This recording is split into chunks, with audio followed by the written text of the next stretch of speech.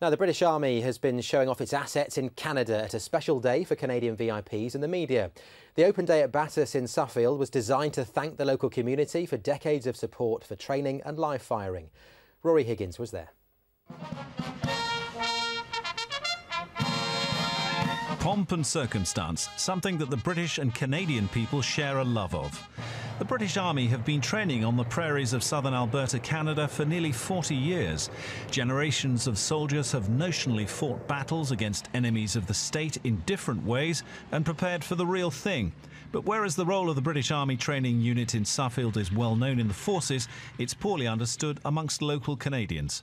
I gave them a very quick presentation to outline what BATUS is all about, who we train and how we train, and then very quickly got them out around 8 stands, and they were transported around to see 8 different aspects of BATUS life, ranging from the recovery effort of how we recover and fix vehicles to how we try and replicate a environment including media and a local population that they have to interact with. Local leaders and friends of the Army from nearby towns, many on this 2,500 square kilometre training area for the first time, took their first ever steps in Army training.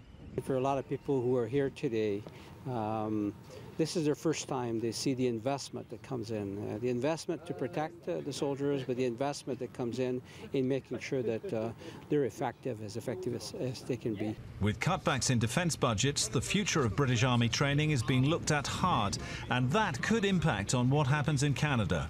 I would struggle to see how you could replicate the training we do here anywhere else in the short term. But of course, that makes the assumption that we want to continue doing the training that we're doing here. 4 28-day exercises for Germany and UK-based troops are planned for next year. And BATUS is keen to underline that no decisions have yet been made about the future.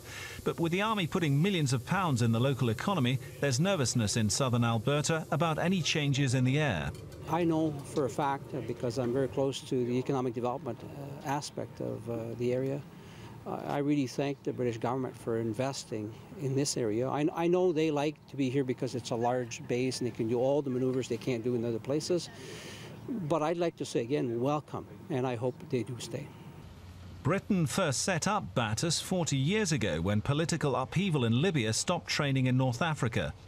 It remains to be seen if the current defence budget squeeze will cause another sunset for Army training. Rory Higgins, Forces News at Suffield, southern Alberta.